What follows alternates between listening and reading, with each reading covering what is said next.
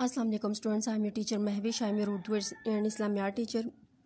How are you students? Hope you are all doing good students. आज हम लोग इस्लामियात का काम करेंगे। हम देखते हैं आज हमने क्या पढ़ना है। स्टूडेंट्स, आज आप लोगों का न्यू चैप्टर स्टार्ट है, नमाज की अहमियत और फजीलत और फ़राइज़। ठीक है, इसकी बुक रीडिंग जो है वो 2 पेजेस से थोड़ी ज़्यादा ही है। ठीक है, हम लोग इसको ना हाफ ऑफ करके ना 2 डेज़ में कंप्लीट करेंगे।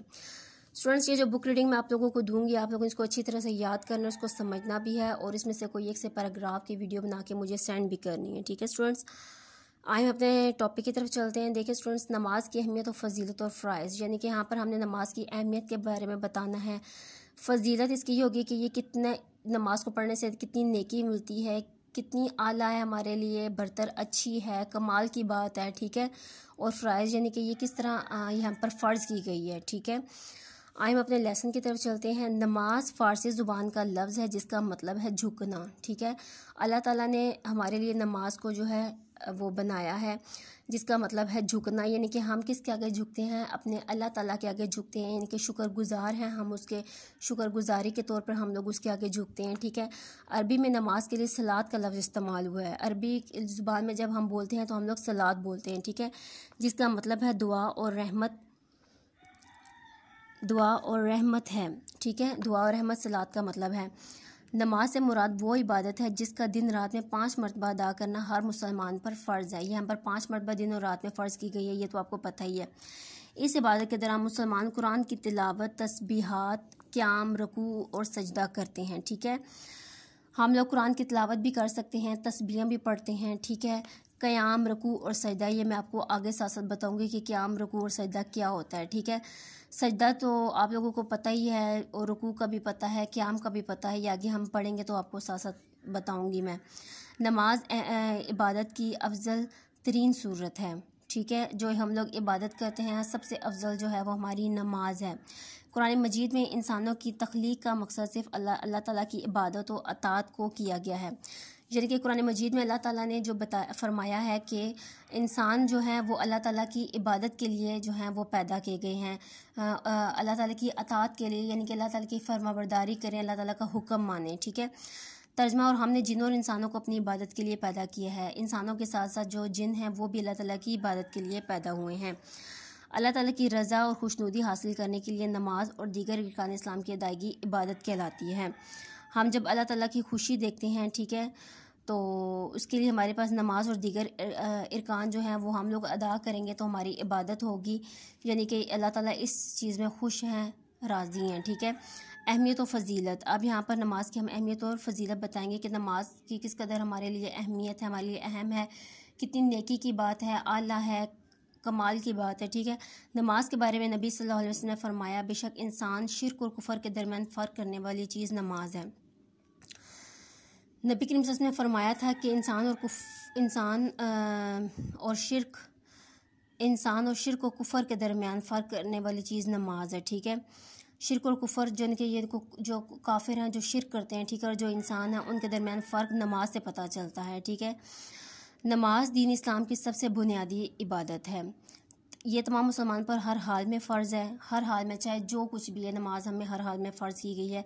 कुछ नमाज़ें फ़र्ज़ है जैसे फ़जर, ज़ोहर, असर, मगरिब और इशा। कुछ फ़र्ज़ कफ़ाया है, यानी अगर चंद लोग भी अदा करें तो बाकी तमाम लोगों की ज़िम्मेदारी अदा हो जाती है। ठीक है, फ़र्ज़ कफ़ाया मतलब ये हम पे उस तरह फ़र्ज़ नहीं की गई।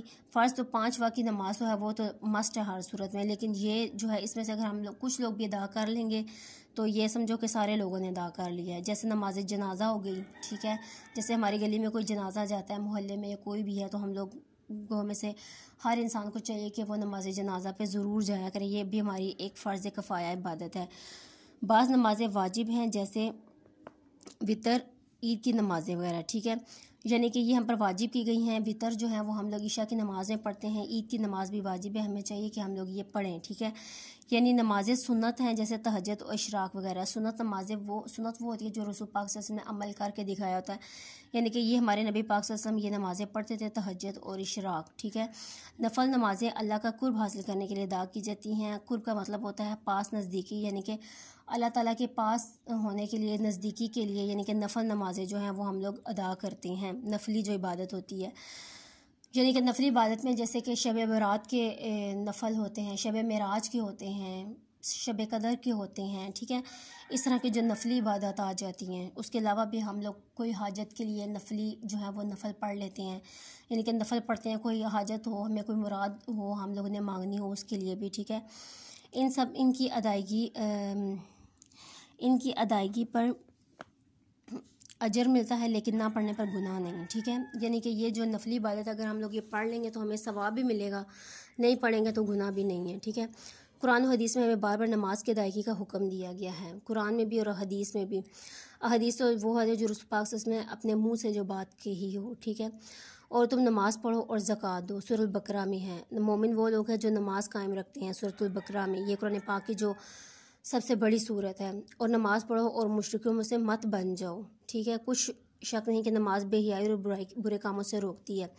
ज़ाहिर बात है, हम लोग नमाज़ पढ़ेंगे तो हम बेहियाई और बुरे कामों से रुक जाएंगे। हमें पता है कि हम लोग नमाजी हैं, ठीक है, हमें गुनाह होगा ऐसा करने से। और अपने रब के लिए नमाज़ पढ़ो। नमाज दीन का सतून है।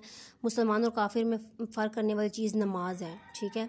यानी कि जो नमाज़ पढ़ते हैं वो मुसलमान और जो नहीं पढ़ते वो काफिर हैं, ठीक है।